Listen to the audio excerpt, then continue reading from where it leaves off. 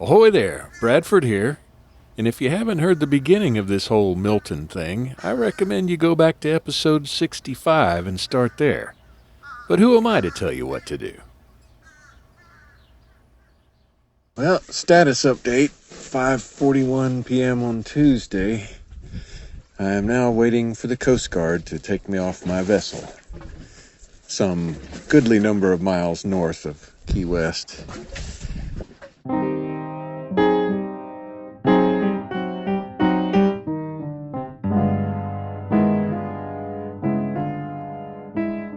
When I hopped over the rail and I could see you, it was like a typical sailor that I had worked with out in the deep sea, just beard, all scruffy looking.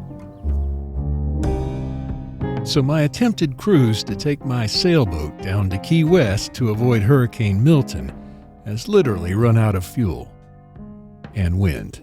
You get a call for a sailboat, ran out of fuel, and obviously everyone's first idea is, why don't they put the sails up? I don't know if the calm before the storm is an actual common thing with hurricanes. All I can say is that on midday, Tuesday, October the 8th, 2024, out in the Gulf where I was at, the wind had died down to about nothing. But the waves definitely had not. It was a nasty day offshore, with it just going to get worse and worse throughout the evening. No sailor wants to abandon his vessel, but sometimes even the most thick-headed among us are left with no other good alternatives.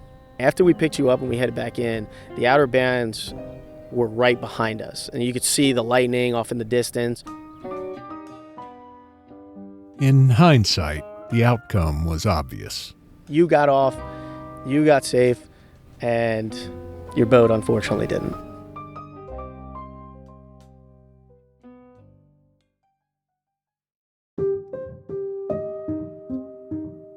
So I finally did it. 35 miles offshore of the safe harbor of Key West, with my main and staysail both ripped, and no wind anyway, and no fuel, dehydrated and nauseated, I broke down and called the Coast Guard. So, I believe the plan is coasties are going to help me anchor, take me to Key West, and whenever the storm's done, I'll get out here as soon as possible. I guess that would be Thursday, maybe. Actually, I didn't radio the Coast Guard. Not at first. I tried to radio Towboat US, but the only group with big enough ears to hear me was the United States Coast Guard Sector Key West. And I asked them if they would call Towboat US, which they did.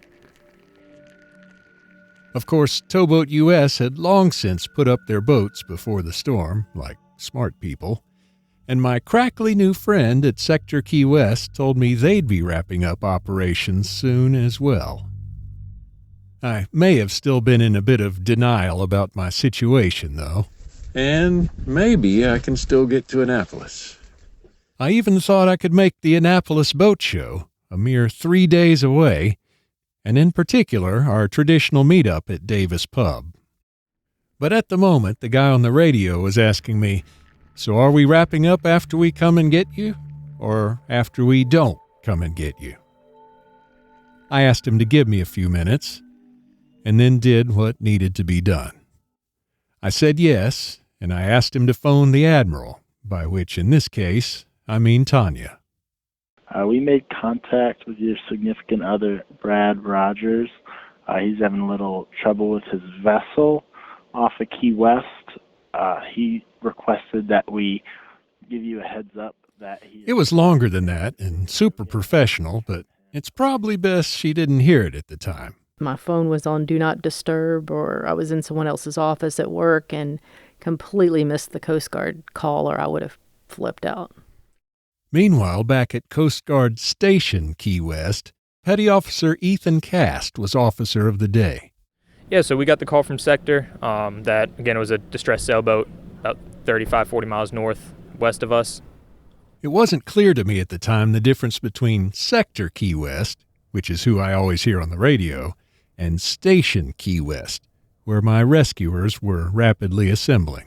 Sector covers more of a large area. They're kind of the big umbrella over all of us. When you're reaching out for a mayday or anything, that's who's going to be listening to that 100% of the time. And I think they had reached out to you on 16, so they had some comms with you. So started getting a crew spun up, thinking about who we're sending, what boats, and kind of decided on that 45. It was a little rougher out, better platform, more stable. The 45 RBM, or Response Boat Medium, looks kind of like a cross between a big rigid inflatable and a small tugboat, with a metal frame but a big orange fender running around the hull. Besides being the choice vessel for sporty days like this, it's also used sometimes for towing. But not today. We kind of saw a tow was out of the question, and that was kind of off the bat, like, we don't want you to hook you up into a long 8-10 hour tow and then have the hurricane hit both of us. Another concern they had was making sure I'd be what is euphemistically referred to as compliant. We have people that if we go out there and it's a tough situation, they don't want to leave their property. So that was something I was talking with Sector since they had comms with you, just making sure, like, hey, if we're going out there, we want to make sure that you kind of have an idea of what our plan is, since the hurricane was kind of chasing up right behind you. In other words, we don't want to take a crew of 4 out into harm's way only to find out you've decided you don't want to abandon ship after all. Suffice to say, the Coast Guard always carries sufficient firepower for non-compliant individuals, but at this point, tossing around for hours with no propulsion, I was certainly not going to be one of them. At any rate, late in the afternoon on Tuesday, October the 8th, I spotted a gray and orange vessel approaching from off my starboard bow. Salvation had arrived. Your boat was riding nice. We came alongside, and I hopped over, and I think that might have been the first question I asked you was, obviously, what's going on? How are you? And I think you told me that you ran out of fuel. You also ran out of wind, which was very unfortunate. By the time Petty Officer Anthony Diggle boarded my sailboat, I was pretty beat. I remember putting the blue canvas sail covers back on the main and staysail, and I had to sit down a few minutes after each couple of minutes of work. And you looked a little tired. I think you said, I was a little tired, so can you put out the anchor and this and that? And, we made our plan from there. The plan was to bend a few 3/4-inch 3-strand dock lines onto the 100 feet of chain attached to my anchor, drop the hook, and get the hell out of there. I'd been rolling nonstop from port to starboard for hours now. So the next kind of play was, all right, let's see how much water we're in. Let's see if it's possible to drop anchor here and get yourself in a position that hopefully we can come back to this position and we'll find your boat after the storm. So the storm was when we left, we were catching the outer banks. The total amount of anchor line we put out was about enough for a casual lunch break. As any cruising sailor knows, you should have a 7-to-1 scope just for overnight anchoring, which means we'd want no less than 500 feet of anchor line where we were at. We'd definitely have preferred a much heavier anchor as well, but given that the last bit going over the bow roller was rope and not chain, it may have been for naught anyway. I'd prepared what I could. I put the sail covers on, cleared the deck, gathered what bits of gear I could take with me, and secured the companionway. I'd also left my Spot Messenger satellite beacon, a little orange hockey puck-looking thing, in the winch handle box on the cabin top. Right up forward, you had the piece of plexiglass, and then you had the satellite locator in there, I think alongside the winch crank. So it was all up forward there in a place that's, we call immediately accessible. So things like that, obviously love to see. To be honest, I really wasn't thinking about the immediately accessible part at the time. I just figured I was leaving the Spot Messenger in a place where it would have a clear shot at the sky, but also have some extra protection from the weather. It almost puts my mind at ease when I'm on scene with you and we're anchoring the boat is that I know that, okay, that, you know, you've already taken the precautions to make sure that your boat is ready for the worst to come. One precaution I hadn't taken was replacing the batteries in the Spot Messenger. I was hopeful that the beacon would keep me posted on the location of the boat during the storm, provided the batteries held out. Because of my condition at the time, I don't remember if I had any more fresh batteries aboard or not, and it never occurred to me to ask my new friends if they had any I could borrow.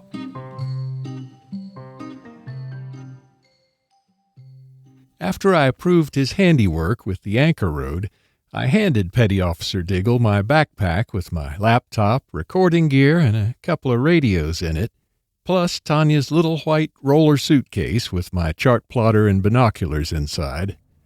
And last but not least, You asked if I could grab the life water with the special straw. my blue life straw bottle is now kind of a prized possession, being the last thing we took off the boat. And I probably should have tried using it to filter some of the nasty water in the tanks. But I didn't, so I was pretty dehydrated. Oh, yeah. You were definitely asking for some water. I think that was one of the first things we talked about, too, is you asked if we had water on board, which we do. We always carry a big jug of water. It's a strange thing being out on all that water. Water as far as the eye can see, and yet you can't drink it. Notwithstanding my clueless persona on the podcast, I've always known the sea can be deadly, and I do actually have a sense of when to get away from it. So I boarded the 45 RBM for a fast and spine-cracking ride back toward Key West, pounding into the tops of the waves. But just before we took off, I took a final photo of Jacie sails through the window. A photo I'd provide the Coast Guard later of Jacie anchored in 70 feet of water with just 200 feet of road, 35 miles north of Key West.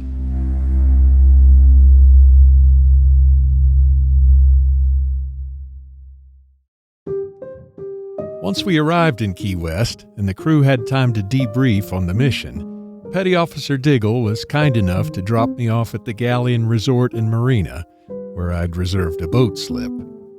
Now, though, I needed a room. But since the resort part has become some kind of semi-timeshare or something, there was no one in the office after dark. Pretty tired at this point, I wheeled my meager baggage next door to the Hyatt and got a room there, and discovered the key card wouldn't unlock my room. Finally, after a very long day and evening, I got into a room, had a look at the odds and ends I'd saved from the boat, took off my rather smelly bib and sea boots, showered, and crashed hard.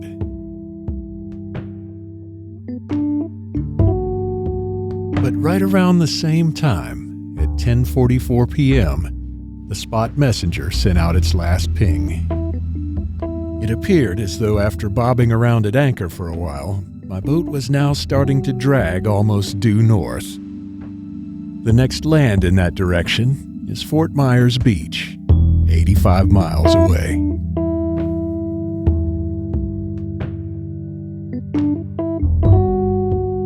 Hours away from being possibly the most powerful storm to hit the area in 100 years. Milton's outer bands causing severe weather in our area. This morning, you see crashing waves in Key West to tornado warnings happening in southern Miami-Dade County. The next day, Wednesday the 9th, most preparations have been completed in Key West.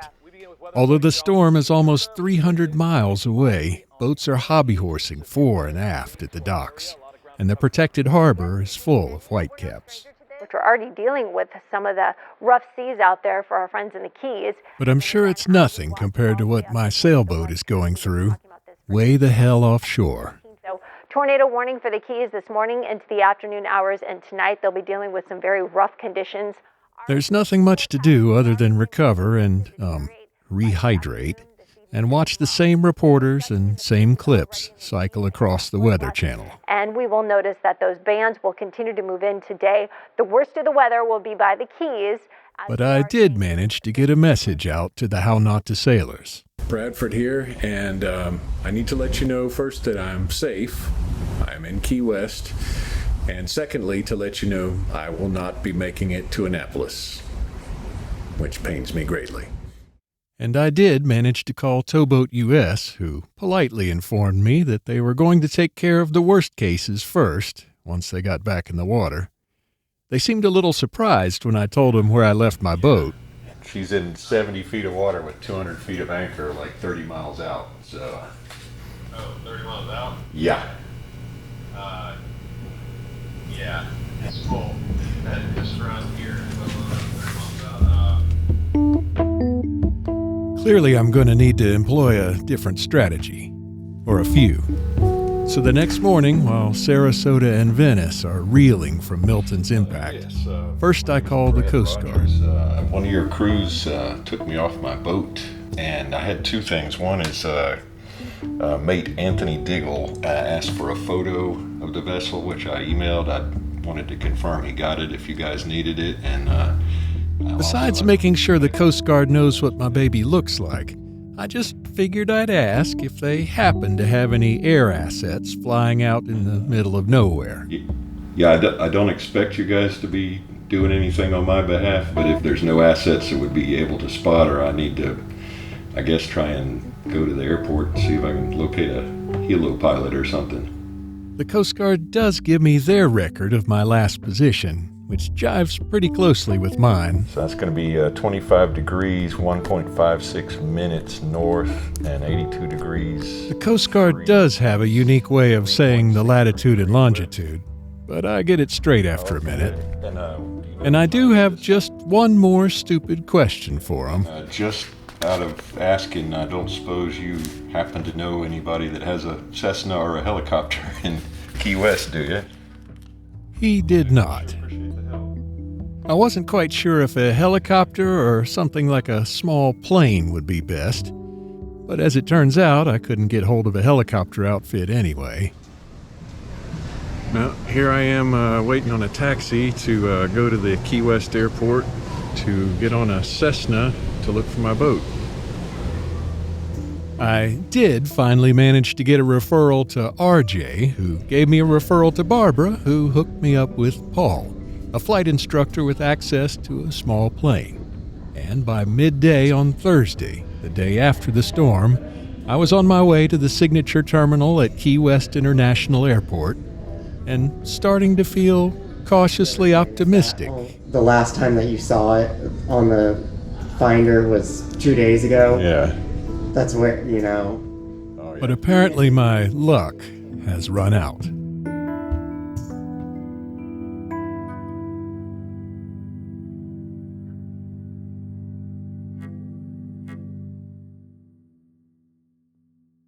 So this is the part in the middle of the podcast where I remind you that losing a boat ain't cheap.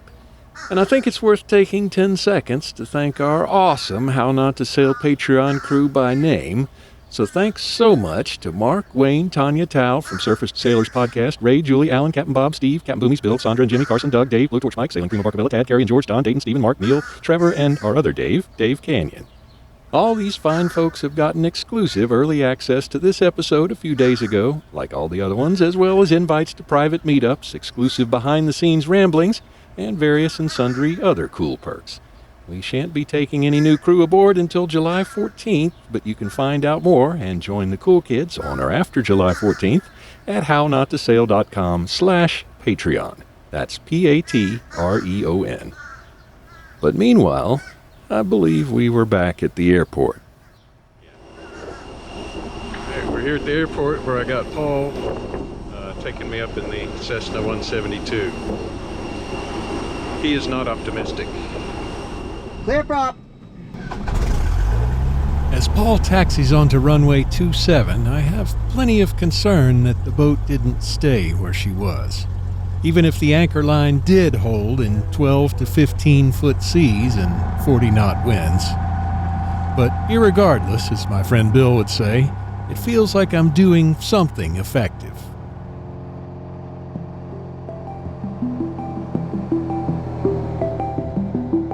It takes us almost half an hour to get out to the target area, where we find a bit of a discrepancy.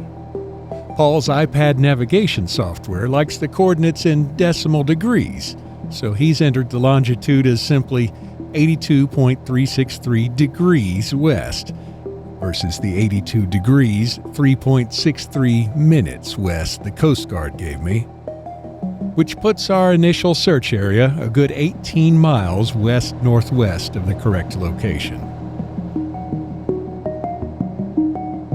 I try to be polite, but the prospect of wasting not only $500 but the best opportunity to find my boat makes me speak up.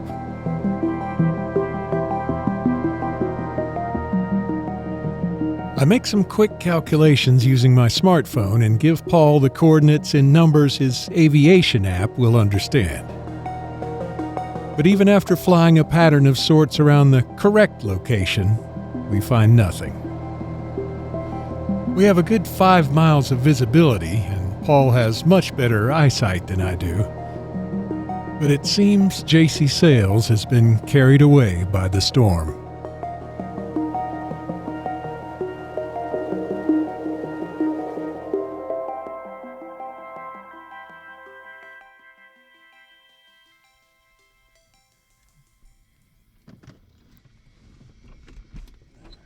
Back at the airfield, I unpack myself from the small plane. I feel a little ridiculous now with my captain's polo shirt and my binoculars with the yellow floaty neck strap. Oh, I suppose, is there any way you could send me, email the route we passed? Let's see here. Even as a screen grab or any sort of anything? I ask Paul if he can share with me the track of our flight, and we move into the terminal building to take care of that. Oh, yeah. Even if it's drifting 10 miles a day, yeah. it's still going to be a really hard. Yep. Suffice to say, Paul is still not optimistic about my chances, and increasingly, neither am I. Hopefully it drifted into like the Everglades or something, and somebody finds it up there, gives the Coast Guard a call, which I think they typically do. It's not like most people steal a boat. Paul seems to be a pretty good pilot, but I'm not sure he's a big history buff, because the Florida Keys have a reputation for exactly that kind of behavior.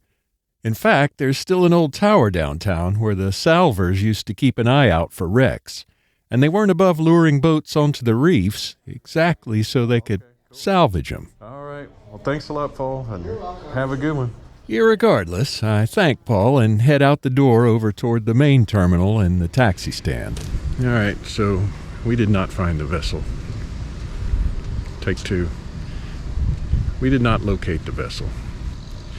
We flew around a search pattern of sorts. We had the exact last known coordinates, and nothing. Not a boat of any kind. Not a shrimp boat. Not a motor vessel, and definitely not Jacie Sales. I think it's time to have a beverage.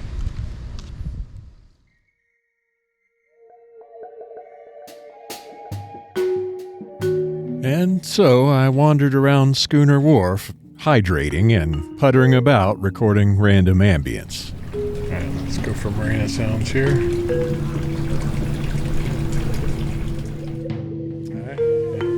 Where can I still get a beer over here? Oh, sorry. Have a good one. I'm gonna walk over towards where I hear the music and get a beer.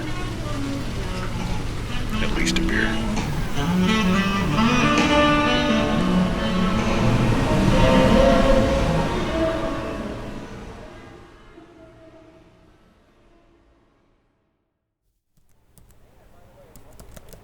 Friday morning, I sit at the Pirates Cove and post Jacie Sales is lost on hownottosail.com and start trying to get the word out in case anybody might run across my sailboat.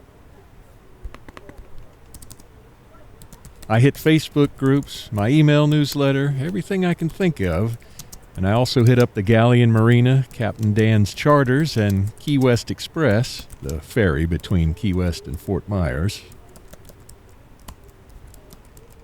Friday, October 11th is also the day I'm supposed to be in Annapolis, hanging out with some great folks at Davis Pub. But instead, I'm calling in from my little room at the Galleon, where I moved to save some money. Boy, put pants on, you're on speakerphone. Oh, damn, I gotta do that? Our dear friend Captain Boomies is kind enough to host the Annapolis meetup in my stead. Yeah, go get a drink. What are you doing? Here we go. There it is. Cheers. Hey, Bradford, this is Doug. You know there's an easier way to make content. In what will become a running joke, some of my friends express skepticism about such an already outlandish tale as mine. You're just trying to outdo me on the internet. I know you. But I promise you it's going to get way more improbable. I've got my fingers crossed that the Coasties are going to grant me an interview with the crew. Oh, that'll be fun. That's not the improbable part I was referring to, although it took a little doing. As I was following up to make sure Petty Officer Diggle got the last photo of Jacie Sales, I floated the idea of interviewing him and/or some of the rest of the crew, which he was kind enough to clear with his commanding officer. So on Tuesday, 7 days after he dropped me off at the wharf, Petty Officer Diggle picked me up for an interview, along with Petty Officer Ethan Kast. This is Ethan, by the way. Hey. Nice to meet you. Nice to meet you, man. Yeah, I was the OD when Okay. they went out for you. So. Nice. People who haven't been to Key West have a lot of preconceptions about the place. I guess if y'all want to sit at one of these. Want to do that one? Yeah, or whichever. But one thing they usually don't think of is roosters. What's up there, Rooster? He's about to yell at us. But it turns out Key West is full of the damn things. These roosters are killing me. Suffice to say, finding a quiet spot free of roosters, planes, and civilians was a challenge. Yeah, we got an airplane anyway. But we settled on Truman Park within view of the historic Coast Guard cutter Ingham, and I got down to interviewing Petty Officers Diggle and Kast. And yes, I realize that sounds like a ready-made-for-TV title. So what were you doing and what were you thinking when you spotted my boat and you were approaching? So as we came up to your boat, I had the same kind of thought process as I come into every boat. Your boat was riding nice. It was sitting there. We came alongside, and I hopped over. And so I felt fortunate to at least have some compelling audio to tell my story. But after I flew home the next day and started to cobble together my audio and do some YouTube updates, it started to sink in that my floating adventure palace of the last decade may have seen her last. My best guess was that she parted the anchor line during the storm and then drifted north, then east. I figured she'd probably go aground somewhere in the Everglades.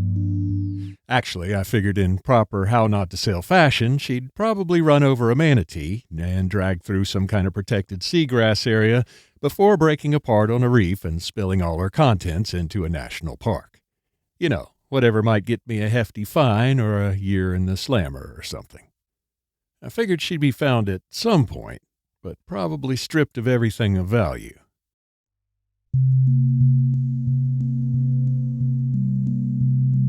Days went by, then weeks. The insurance company told me I needed to initiate a claim.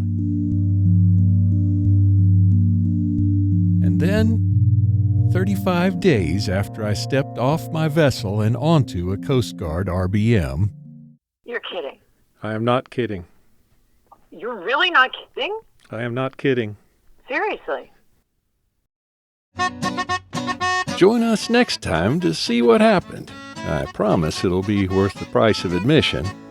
Don't forget you can find everything HowNotToSail.com, including the latest episode, show notes for every episode, blog posts, YouTube videos, the awesome How Not to Sail store, and all kind of stuff at HowNotToSail.com. As always, I want to thank our awesome Patreon crew. Special thanks to Sandra and Neil for checking on me. All is well, just sometimes it takes a while to turn the ocean liner into the channel, or something like that. And obviously, in this case, I need to thank the United States Coast Guard, particularly USCG Sector Key West and Station Key West. Thanks to BM2's Anthony Diggle and Ethan Kast for sitting down for a thorough interview in the hot sun amongst the roosters, bikers, tourists, and children. Apparently, Bosun's Mate 2 is a rating and Petty Officer is a rank, so I hope I didn't do any disservice by going with whichever appellation sounded best on the voiceover at the moment. And of course, major thanks to the rest of the crew on the RBM 45 who came out to get me. BM3 Billy Stone, BM3 Gianna Bracone, FN Reilly McCarthy. Also a shout out to Petty Officer Nicholas Strasburg in Public Relations, and to Ensign Jack Agar and OS3 Zachary Aparo over at Sector Key West. Please remember, the Coast Guard is not out there to ruin your fun. They're out there to save your ass, which with proper seamanship and preparedness, you can hopefully avoid them having to do. I have some vendors to thank in the upcoming episodes, and I don't want to spoil anything just yet, but I can go ahead and thank the Yacht Riggers in St. Pete for their help previously and hopefully in the future. A special shout out to my dad, who will be turning 96 soon and is coming out with his 5th book. Keep on trucking, man. Thank you for listening. Please tell your friends about the podcast. Don't you get caught out in a storm. And I'll see you next time on How Not to Sail. Screwing up is part of cruising. Let me show you how. You've reached the How Not to Sail listener line. Be sure and leave your name and where you're calling from if you feel like it, along with your question or comment. And unless you say otherwise, it'll probably maybe end up on the podcast. What could possibly go wrong? This is Ensign Agar with the U.S. Coast Guard calling about your vessel Jacie sails.